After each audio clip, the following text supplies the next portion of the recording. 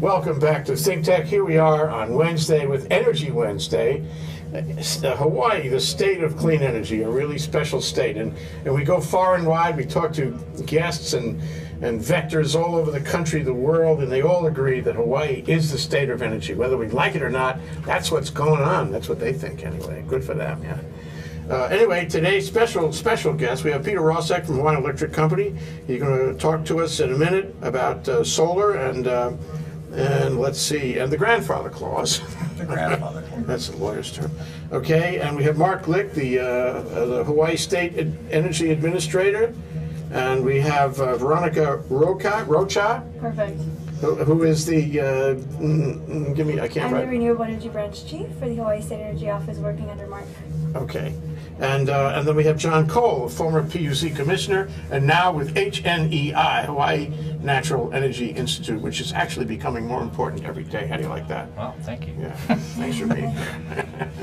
Okay, let's start with number one, and that's Peter Rosek from Hawaiian Electric Company to talk about a press release that was issued recently, a few days ago, about a grandfather clause for solar. Well, I think we should call it a sanity clause. Okay, fair enough. You know, back in September, we announced a change in the procedures for rooftop solar. We had been saying that, you know, if you were going to put a small system on your roof, you could go ahead without too much concern. But as more and more solar was coming on the system, we had to modify that. We did two things really. We opened up the window a little bit larger for solar generally. But we also said that if you were coming in on some circuits that were very heavily loaded with solar, it was going to be necessary to do a study and perhaps do some upgrades. And we knew that when we made that transition on September 6th, there were some people that were caught kind of in the lurch. There were people who had already signed an agreement to get a solar on their roof, and they were perhaps already paying for that. But they hadn't actually had the solar installed. And there were also people who had taken out loans and were also paying on that. Some people had done both, and yet their solar system was either not installed or not authorized. And those people were really in a bind, and we recognized that. So we worked very closely with the solar industry, and we reached an agreement about how we can help those people. And the details are on our website, hawaiianelectric.com, going solar. But basically, if you fall into that category, either you had an agreement signed before September 9th, or you had a loan before September 9th, you should send in the paperwork we asked for, and we're going to try to expedite those people. We're trying to move as many people as we can safely and reliably into the solar world, but we do have to be a little more careful as more and more people get solar on our systems. Yeah, what's going to happen going forward on this? I mean, for the people who who don't have the benefit of the grandfather clause? Well, people who are still ordering and dealing with solar vendors, they need to get their agreement application into us. We can then look at, and they can look themselves. You can look on the hawaiianelectric.com going solar, and there's an interactive map, and it'll tell you, you enter your address, and it'll tell you what the status as of that moment of your circuit is. Is it, how much solar is there? And if it's a relatively low percentage, then your agreement's going to go through really quickly. A couple of weeks or so, and then you can proceed. If you're in that group of people who are on one of these highly penetrated circuits, and that number is growing. About a quarter of our circuits now are highly penetrated. If you're on one of those, you need to understand that when you get your application in, there may be some delays. And if it's necessary to put in upgrades to allow your solar to be attached to the grid, you will be responsible for a pro rata share of that cost, since you're causing the cost. But we're still trying to encourage people to get on solar if they can, work it out. We're pro-solar. It's helping to reduce our use of imported oil. It's helping us reach our renewable energy goals. It's a good thing. But Hawaiian Electric has, by the end of this year, about 10% of our customers will have solar. And that's way, way more than any utility in the United States. Other, heavily loaded utilities are at 3%, and these are the ones that are at 3% are big utilities on the mainland California, and they're interconnected, so they have a lot more energy resources to call on. We're these little tiny grids here, so we're kind of the canary in the coal mine in the sense that we're encountering these reliability and safety problems before anybody else in the nation, probably in the world.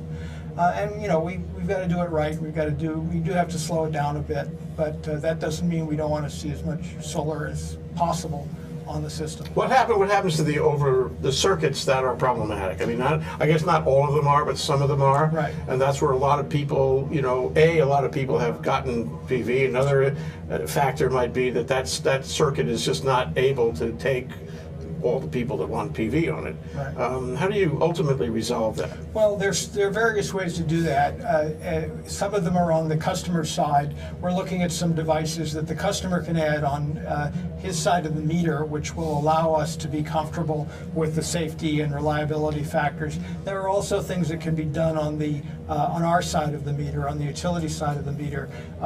You know, I can tell you we can install grounding transformers, as long as you don't ask me what a grounding transformer is or what it does. But there are devices, there is equipment, there's ways to, you know, upgrade the substation that circuit goes into. These are all technical issues, but the problem is that if there's a lot of solar, if that solar exceeds the amount of demand at a given moment, that power feeds back into the circuit and can reach the substation, and that's called an overvoltage situation, and it can cause danger to our crews, to our customers, to their equipment, to our equipment, and it can cause bad service. You can have flickers, you can have outages, and these affect everybody, not just the guy that's got the solar, but the guy next door doesn't have the solar. So in fairness and for safety, we've got to make sure we can do this reliably and do it safely. But there are ways, and we're finding more. We're studying it. We're going, as I said, we're kind of in the vanguard, and we're going to do our best to get as many people on solar as want to get on there that we can accommodate without giving up our responsibility, which is to be safe and to be reliable. Yeah, you know, it strikes me that people think about the smart grid as one great big brain, you know, controlling everything. But the smart grid is a million little brains, or a million little devices, and each one collaborating with the other, connected with the other, that make the whole system work better, more smart. Right, and you also have a big brain in the middle of that system. So you have all these meters and smart equipment out on the customer's side of the meter, or on the meter, and then we already have, but we will enhance our computers and our ability to receive information from them and to understand what that information can do. And just one example, I was just reading a utility on the mainland that is kind of in the lead on this. They are able to send trucks to an outage before the first call comes in saying their power is out, because the smart grid tells them, we've got a problem here. The smart grid says to them, to the computer and to the operator, we think it's probably this kind of a problem. You're probably going to need a pole, a transformer, or whatever, and they can dispatch trucks before the first call. The way it works in the old system is we have to get 1 call, 2 calls, 3 calls, and then we kind of figure out where the problem is. We send a guy out there, a primary trouble man. He looks at it, and then he calls back and says, here's the problem, and here's what I need to fix it. And so you can imagine the time that takes. If you can roll a truck before you get the first call, that outage is going to be a lot shorter. And that's one of the things we hope is in our smart grid future. And you've got the guy to tell you all the rest of the things the smart grid can do right here. So I'm going to leave you to the real experts, and I thank you for the opportunity. Thanks, Jay. Thank you, Peter. Great to have you here. That's Peter Rosek, Hawaiian Electric Company. Thank you so much, Peter. Absolutely. Aloha. Okay, now that Peter is making his bow, we're going to take a break. We're going to take a short break. This is Energy Wednesday, Hawaii, the state of clean energy. We have left in the studio Mark Glick, John Cole, Veronica Rocha. Either one. Thank you. I Thank learned you. slowly. We'll be right back after this break. Aloha, I'm Jay Fidel. This is Think Tech Hawaii, broadcasting live from the Pioneer Plaza in downtown Honolulu. We raise public awareness about tech, energy, and globalism in Hawaii. Technology is critical to our state. A vibrant tech sector will give us new prospects in the global marketplace and will offer great careers and make our economy more resilient. Streaming live on Ustream and Spreaker, ThinkTech allows its hosts and guests invaluable opportunities to report important events and discuss important questions, and to be heard here in Hawaii and around the world. You can find links to our live streams on thinktechhawaii.com or on our mobile website, m.thinktechhawaii.com. And you can see our archive on YouTube. It's all just a click away. We want to do whatever we can to keep Hawaii relevant, connected, and thriving in the complexity of the 21st century. We hope you will help us in those efforts. Tune in today. This is ThinkTech. I'm Jay Fidel. Mahalo. Aloha, I'm Nicole Horry for ThinkTech.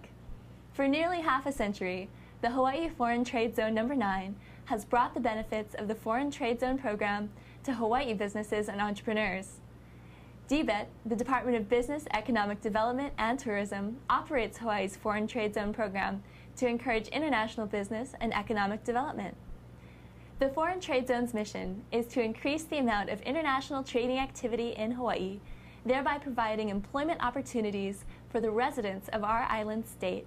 For more information, see ftz9.org. I'm Nicole Horry. Mahalo.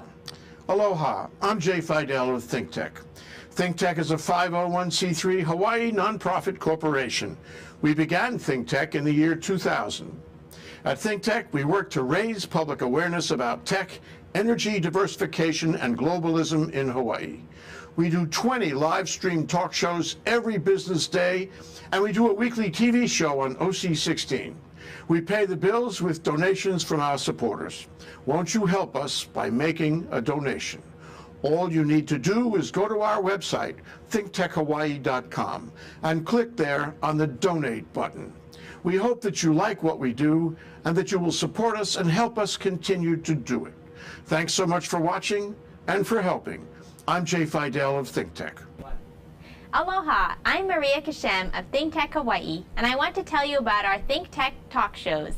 If you didn't know it, ThinkTech streams video and audio for all of its shows live on the internet from 2 to 5 p.m. every weekday afternoon, and we replay them all night long on Ustream.tv. Visit thinktechhawaii.com for our live stream and YouTube links. Raise your awareness on ThinkTech. I'm Maria Kashem, and I'll see you there. Aloha, my name is Dan Bauer and I'm the General Manager of the Plaza Club. The Plaza Club is Honolulu's premier business club. We're located in the heart of the financial district on historic Fort Street Mall. On the 20th and 21st floors atop the Pioneer Plaza are commanding skyline views along with our award-winning... Thank you, Jack Waters.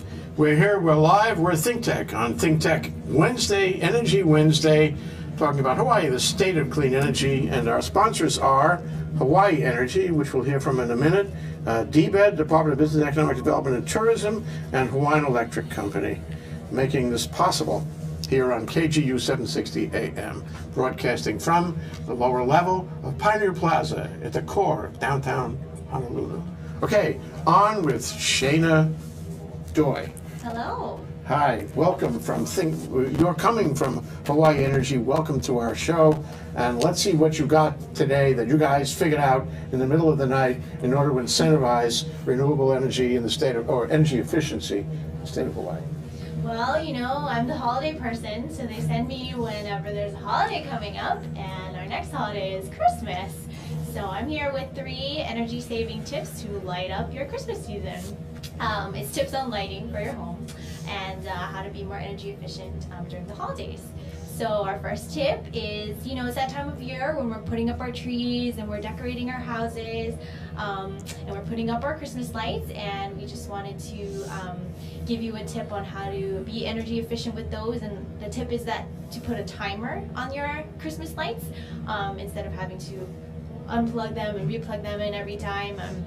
Or you can, it's one of those things where you can set it and forget it, and you can get them for outdoors or indoors. They're about 10 to 20 bucks, I think, at Walmart. So it's a really easy way to manage your energy usage for your decorations.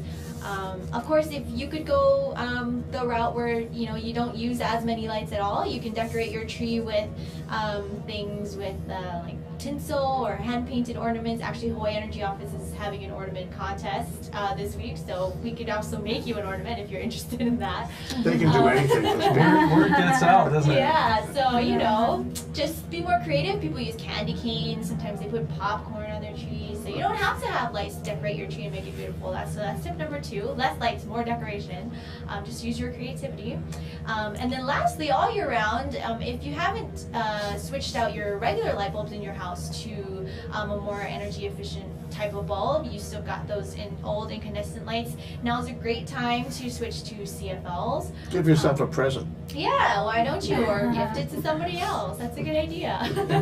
CFLs reduce energy consumption by about 70 to 75% compared to the regular incandescent bulbs. That's a really huge savings.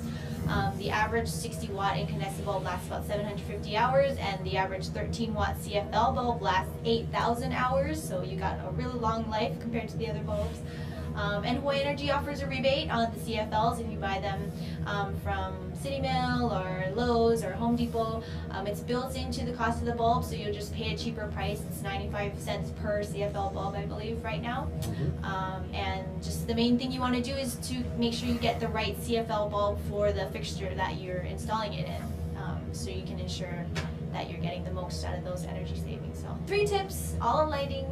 Merry Okay. Christmas, everybody. Would you be willing to allow cross-examination by the panel? Sure. Okay, cross-examination. So outside of lighting, is there anything else that we might sort of take on? Because I think the replacement, and particularly the subsidies or the incentives for getting replacement lights, makes a lot of sense. Is there any other kind of thing that we can try to do For the holidays, for the holidays? specifically? Yeah. You'll just have to see us It- next week. We'll be back. We'll also be putting up a holiday web page on a separate little side page on our website and posting on our social media with tips all through the month, so you can check there. Okay, I got one for you. Okay. And what is the website? HawaiiEnergy.com. Thank you for All asking. right. You know, a lot of people in Hawaii and elsewhere celebrate Christmas through April. Have you noticed that? Leave lights They on. leave the lights going, you know, Oh, till yeah. April, May, June. I mean, it's unbelievable. Some neighborhoods have more than others, but a lot of people leave their lights on. You know, if Christmas is over, it's probably a great idea to take the lights down again and not leave them playing till April. That's a good point. That is a good point, yes. Okay, Shayna Doi, thank you very much for joining us from Hawaii Energy. Thank you. We always enjoy having you guys around. All right, let's get on to the substance. So a couple of loose ends we should discuss. Number one, comments on Peter Rossack's remarks over the grandfather clause and life in the solar lane.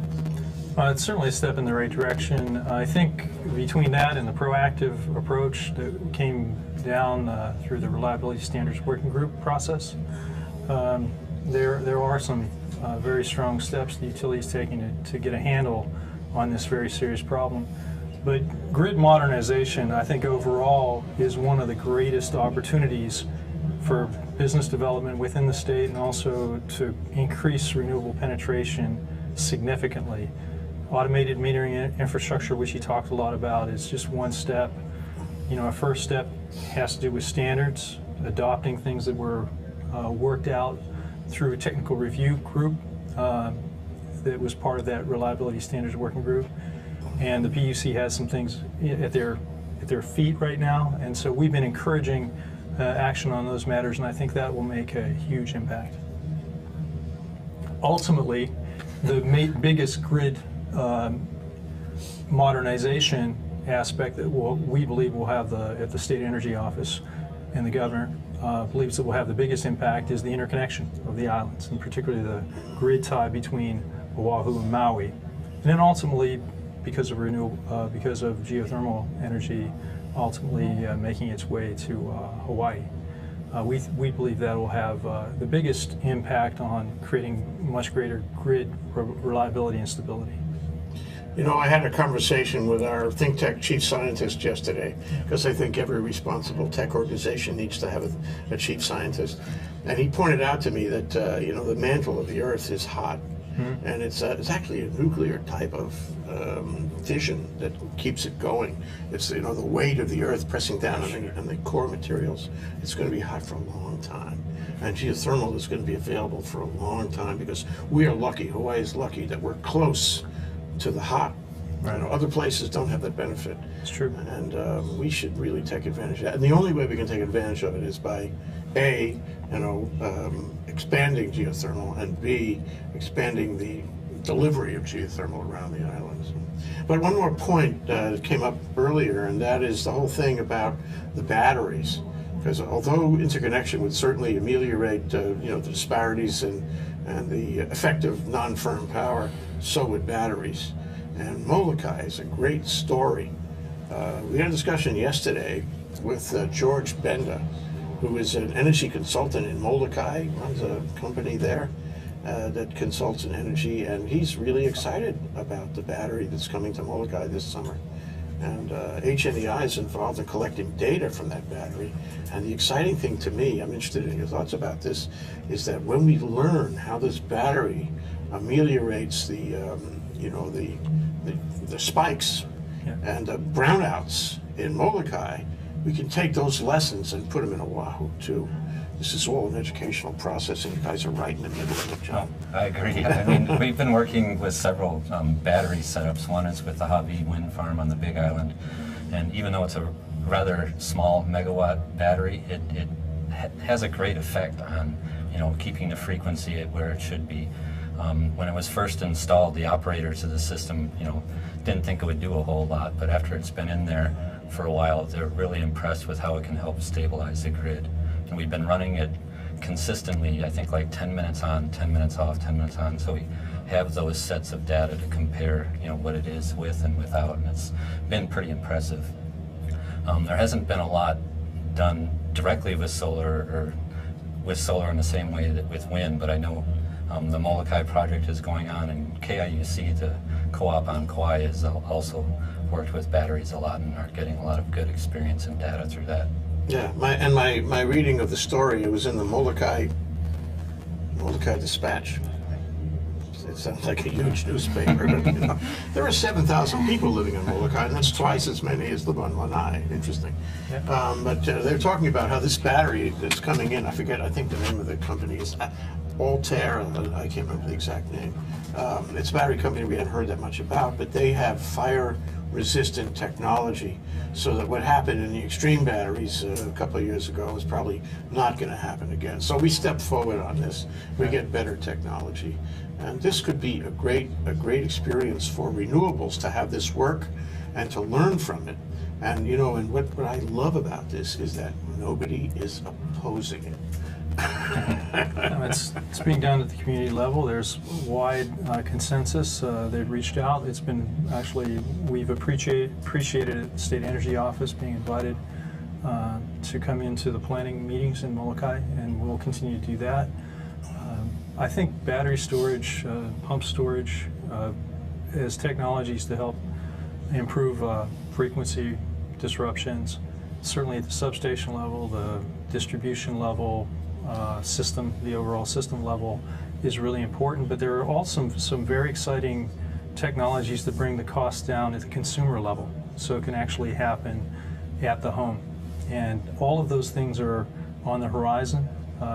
Cost is still an issue, but there's definitely a lot of progress, a lot of reason for optimism that can be a midterm solution in the next several years. Yeah, from your lips to God's ears. That's Mark Glick, State Energy Administrator. Anyway, okay, I think we're going to take another break now. And when we come back, the name of this show is actually Standing on the Barrel, Tax. Comma is just... just for stress. But it's a John Wayne pause. Exactly. It's one of those necessary pauses. But after we take this break, we'll come back and we'll talk about the chief subject of our discussion today, the barrel tax, because the barrel tax is coming up in the legislature this season. What's going to happen? What should happen? What will happen? Okay, this is Think Tech Hawaii, Energy Wednesday. Hawaii, the state of clean energy. We'll be right back after this break. Aloha, I'm Attila Ceres of ThinkTech. ThinkTech is a 501c3 Hawaii nonprofit corporation. We began ThinkTech in the year 2000. At ThinkTech, we work to raise public awareness about tech, energy, diversification, and globalism in Hawaii. We do 20 live stream talk shows every business day, and we do a weekly TV show on OC16. We pay the bills with donations from our supporters. Won't you help us by making a donation? All you need to do is go to our website, thinktechhawaii.com, and click on the donate button. We hope that you like what we do and that you will support us and help us continue to do it. Thanks so much for watching and for helping. I'm Attila Ceres of ThinkTech. Aloha, I'm Jay Fidel. This is Think Tech Hawaii, broadcasting live from the Pioneer Plaza in downtown Honolulu. We raise public awareness about tech, energy, and globalism in Hawaii. Technology is critical to our state. A vibrant tech sector will give us new prospects in the global marketplace and will offer great careers and make our economy more resilient. Streaming live on Ustream and Spreaker, Think Tech allows its hosts and guests invaluable opportunities to report important events and discuss important questions, and to be heard here in Hawaii and around the world. You can find links to our live streams on thinktechhawaii.com or on our mobile website, m.thinktechhawaii.com. And you can see our archive on YouTube. It's all just a click away. We want to do whatever we can to keep Hawaii relevant, connected, and thriving in the complexity of the 21st century. We hope you will help us in those efforts. Tune in today. This is Think Tech. I'm Jay Fidel. Aloha, my name is Dan Bauer and I'm the General Manager of the Plaza Club. The Plaza Club is Honolulu's premier business club. We're located in the heart of the financial district on historic Fort Street Mall. On the 20th and 21st floors atop the Pioneer Plaza, our commanding skyline views, along with our award-winning cuisine and service, are known as the place to do business downtown.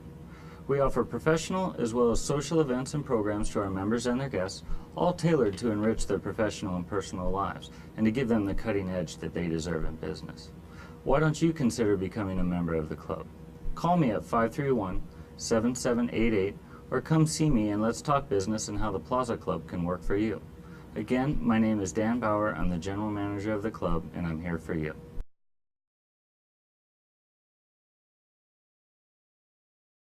Can you hear me now? Yeah. Thank you, Jack Waters. We're back. We're live. We're at Think Tech here on Energy Wednesday, being energetic today. Okay? Hawaii, the state of clean energy. We're not fooling around. We're moving. We're doing it. We're doing it. It's the most important thing. We might as well do it then. Yeah.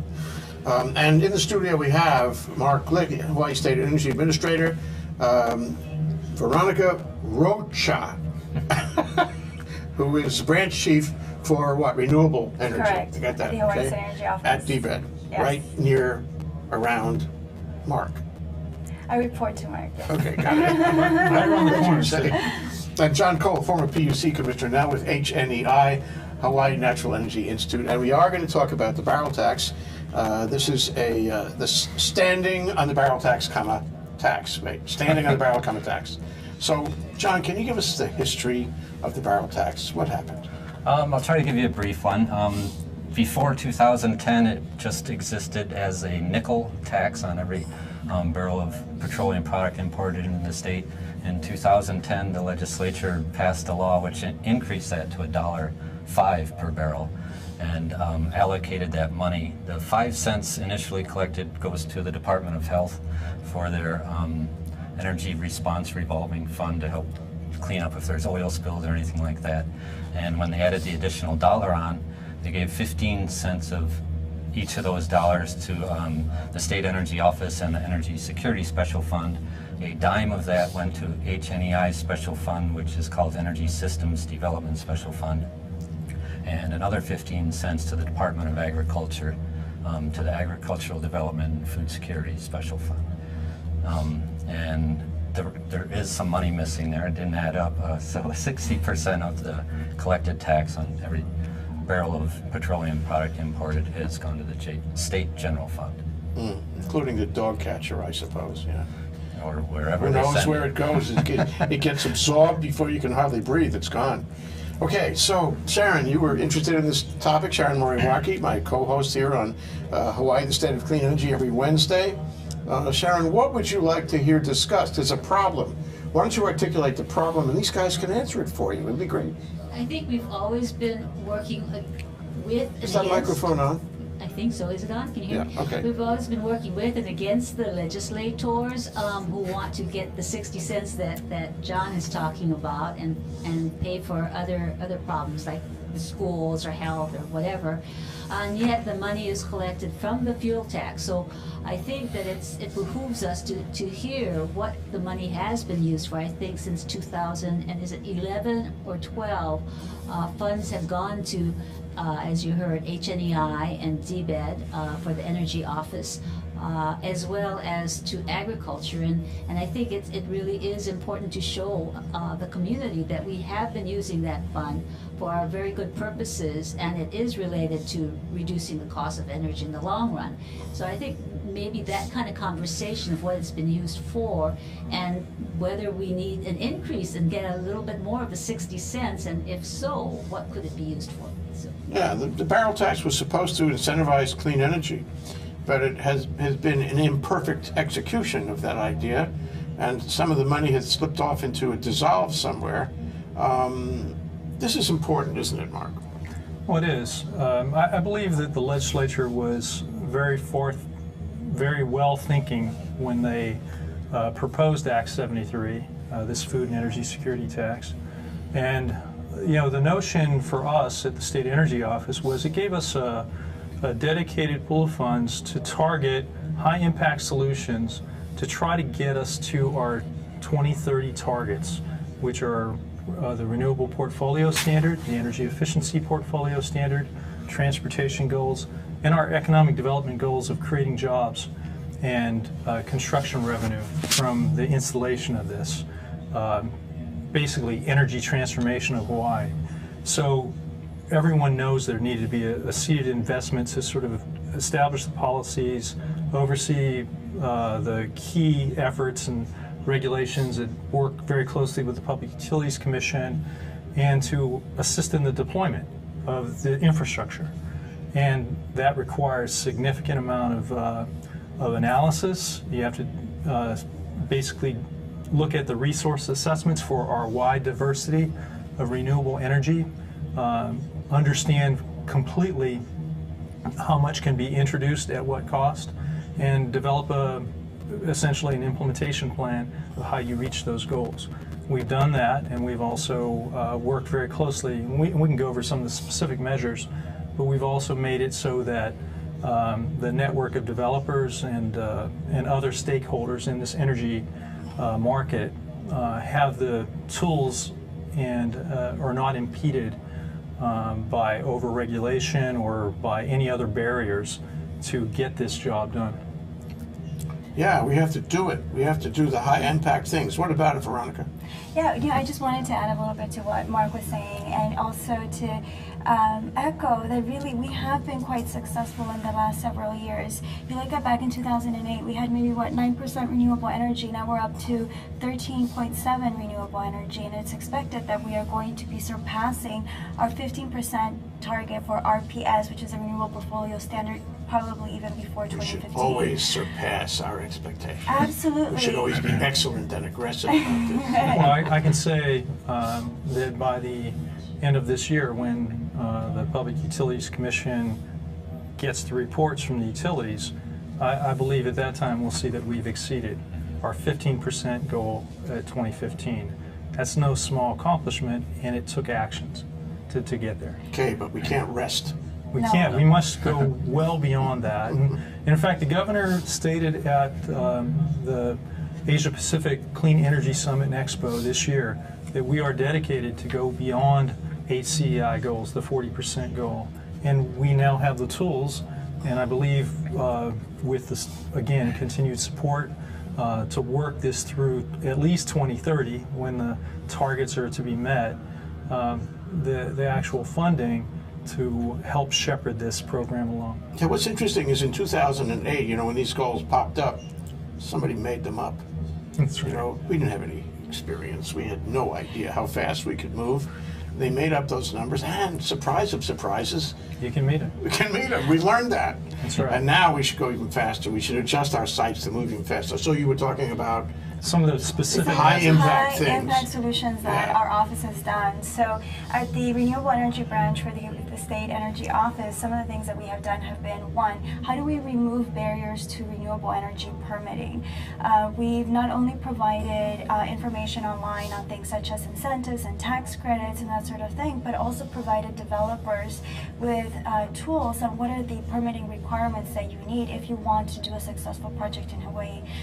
We have a Renewable Energy IS system, which is basically an interactive map of every single island of Hawaii and all the various types of renewable energy resources. This So- exists today? Absolutely. So if you want to know, for example, you can go to your particular TMK for your house, and it'll tell you what the resource availability for solar and for wind is for your particular TMK. It'll tell me whether I'm on a good circuit or maybe a crowded circuit. You know, it doesn't have circuit information. I know that HECO does have circuit information in their website, but that's not information that is on our particular GIS website. So that's been another tool that we've implemented. We have also published various guidelines pertaining to permitting, and that's just one of the services that we offer. We also have been working very closely, as Mark alluded to earlier, working with the utilities, for example, and of course we see interconnection as something that is very, very important to the islands of Hawaii and our future with regards to energy. So not only have we provided comments and feedback to the PUC on the interconnection between Maui and Oahu, but we have also partnered with HECO in implementing the proactive approach. Now what the proactive approach is going to be doing is ahead of time looking at the circuits, looking at what the penetration is, looking at what interconnection reliability studies may need to be done so that when a project is introduced, the project already knows exactly what it's getting itself into. So these are all tools that we are implementing that we believe are high impact in order to accommodate additional renewable energy into our grids. And that's why we need to do more on the barrel tax. Absolutely. That's right. And in essence, the work that Peter talked about earlier and the progress has really been under the spirit of the proactive approach. So these measures are not academic. I mean, they're real world. You know, I just got back from Korea giving a talk about smart grid and what our plans are. And of course, Korea's got one of the most robust programs in the world. But the fact of the matter is, on a country level, they're at 3% renewable energy portfolio. 3%. Jeju Island, which is one of the most innovative places on earth, they just spent $240 million to develop what they consider to be one of the greatest smart grid demonstrations in the world. There's 7% renewable penetration there. We've just, I believe, will announce sometime that we've exceeded 15%, and we're moving forward even more rapidly. Short digression, the Koreans would really like to come and participate in the smart grid here. They are interested in doing what Hitachi is doing in Maui. Did they talk about that on the trip? Yes, I mean, those are the investments we are attempting to seek, basically as what we consider to be the world's leading test bed overall for clean energy in the world. And so we see obviously Hitachi and NEDO, the New Energy Development Organization that's part of MIDI in Japan, and of course Korea through their Ministry of Trade, Economic Development. They just changed the name of that division, and energy. And that unit is now engaged in discussions with the Energy Office and DBED about forging ahead on this additional work. And you know, these kinds of agreements take time, but we're encouraged that at some point we might make some progress on that. I don't know how you sleep at night, actually. Yeah, I think we don't actually sleep that much. That's the problem. We're excited. You know, I'll tell you what, when you realize that you are doing something that is not only leading the state, but it's leading the nation and is having an international impact. I know John feels this way, certainly the other stakeholders in the Hawaii Clean Energy Initiative. We all know that we're doing something special right now, and it's just very exciting to be part of it. We can't stop for a minute. Yeah. So let's look at HNEI for a minute. You guys are very interested in the barrel tax because you had a piece of it and you want to continue to have a piece of it. And I think it's going to take some legislation to continue your piece of it. That's right. Just as a quick aside, the special fund that our piece of the barrel tax went into sunsetted last year. Mm-hmm. We tried to get it extended to coincide with the tax itself, which sunsets in a few more years. Tell everybody why HNEI is important. We do a ton of work and research in the energy area in Hawaii. With the barrel tax and with a lot of other money that comes from various federal agencies, the Department of Energy, the Office of Naval Research. You brought in 1.8 million for the Molokai battery. Oh, yeah. From ONR. Yeah. Yep, we partner with a lot of folks, agents, government agencies, and private companies, and bring in a lot of money to Hawaii. We also do work in other areas of the world, partnering with other folks so we can learn as much as we can from a bunch of different places. But a part of what we liked about being able to use some of the barrel tax was that it enabled us to leverage more money into Hawaii, particularly some of the federal contracts were kind of a match type thing, where if we put some up, they'll put up actually a lot more. That's frequently the case, isn't it? The match arrangement. Right, helped bring in a lot of money. And it also afforded us a little more flexibility with those types of projects, with some state money in the pot.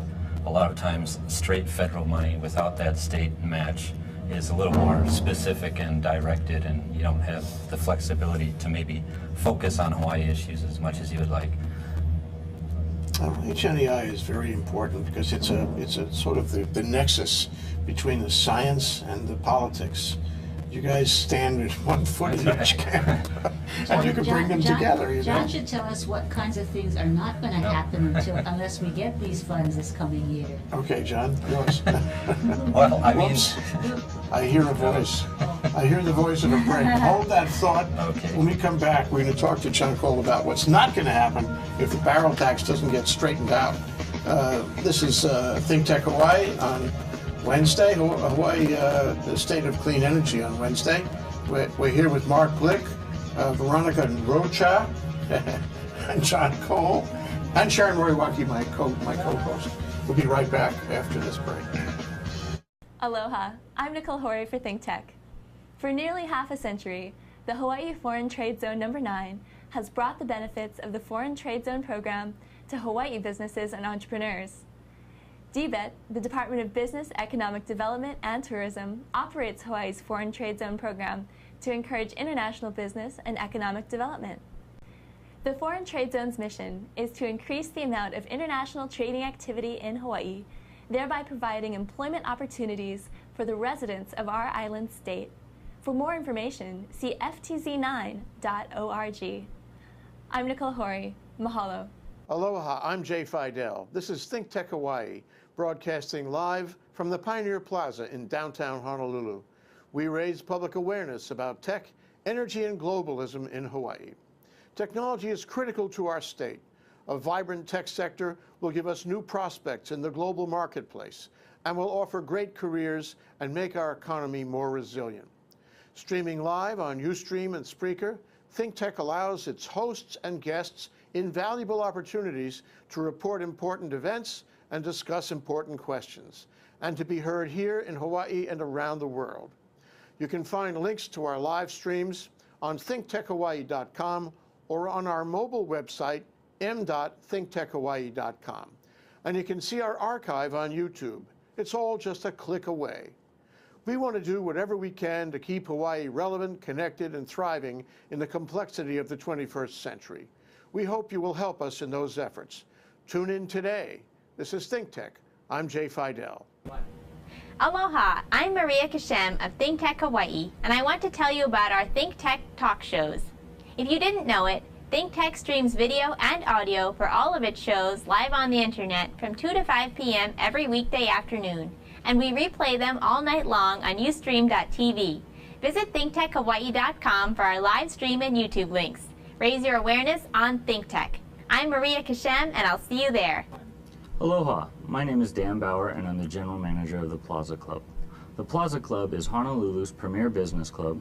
We're located in the heart of the financial district on historic Fort Street Mall. On the 20th and 21st floors atop the Pioneer Plaza, our commanding skylight views, along with our award-winning cuisine and service, are known as the place to do business downtown.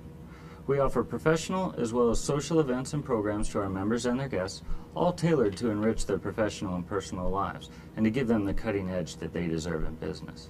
Why don't you consider becoming a member of the club? Call me at 531-7788 or come see me and let's talk business and how the Plaza Club can work for you. Again, my name is Dan Bauer. I'm the General Manager of the club and I'm here for you.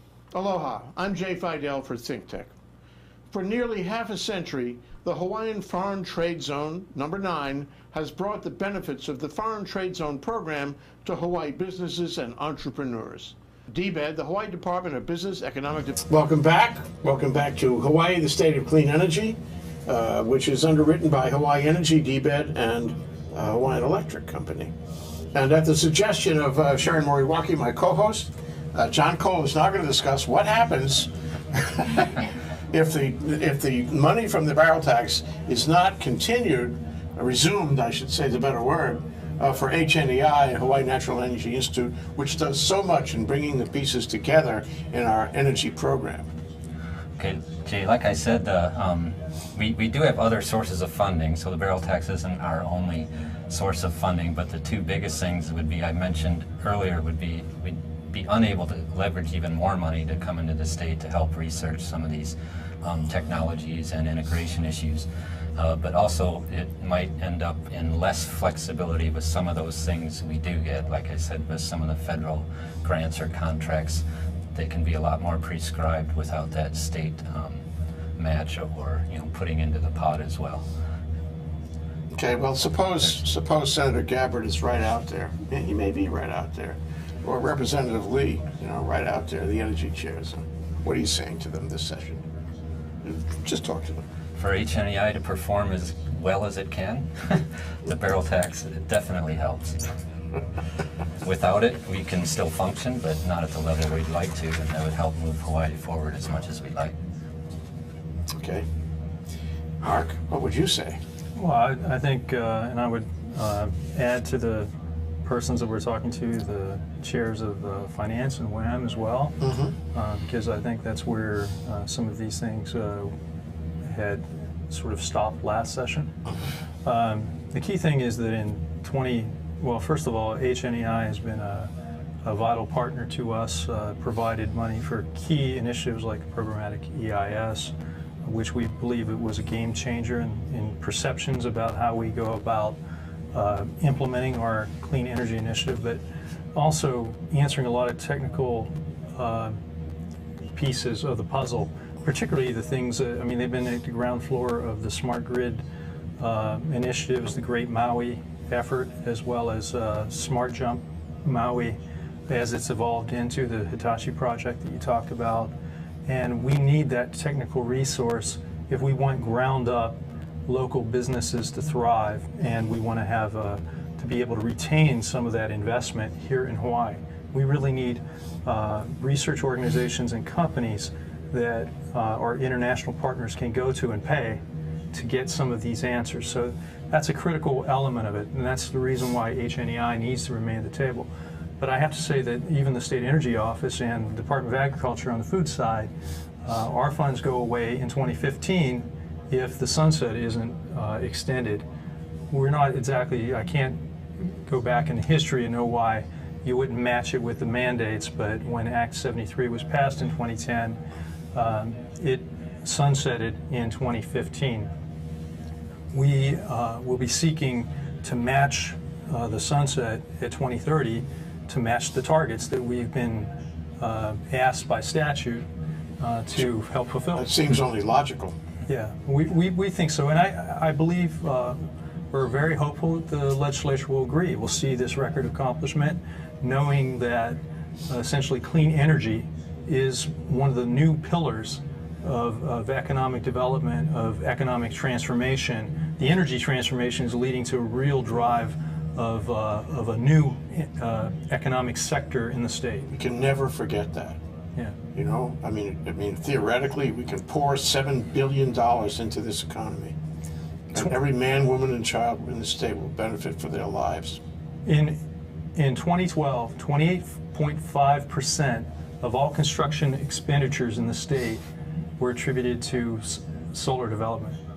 So that's just one segment of the clean energy transformation. So you can imagine, you can see it. Almost a third of all construction expenditures in the state. It's really a massive transformation, and I think all of the players, all the stakeholders, and certainly the state has a vital role to play in that, and we hope the legislature will continue to fund and support that. Well, Veronica, how much of what Mark says do you agree with? All of it. All of it. More than all of it. I absolutely believe in our mission and what we're here to do. I completely echo his words on the value of HNEI. I would simply add that another tremendous aspect that HNEI brings to the table is that they are a local organization that understands the local political, climate, cultural context. And that, coupled with the technical expertise that they bring to Hawaii to help inform energy policy and decisions, is completely invaluable. We absolutely want to continue collaborating with them, and want to make sure that they also are able to have the funding that they need to move forward. Wow, wished I'd said that. Isn't that great? That's our branch. Well, what's going to happen? You guys, ready? Is a bill going to be introduced on this? Has it been written already? Well, there's draft bills out there. For HNEI, we would have to reintroduce a bill to recreate the special fund if that's the route that's chosen to go. And that's simple enough to do. The language from the statute is there. And we drafted legislation on the barrel tax last session, and that's also can be adapted simply. So everything can be ready to go, sure. As I recall, Sharon Moriwaki, there was a table, a committee, a group set aside in the last general membership meeting of the Hawaii Energy Policy Forum on this very issue. That's correct. What is the status of that? What position do you think HEPF will take in the session now coming? This is what John is talking about. We have a draft that John has worked on, and we are vetting it soon before the general membership, and we hope to support it to reinstate really the sunset from for HNEI. And I don't know. I think DBED, you're okay because the sunset, or is that are you also putting in legislation to extend that sunset date? yeah, our primary push this session is to keep it really simple. We don't want to be in the position that HNEI found itself in last year, even though in 2014 during the next session.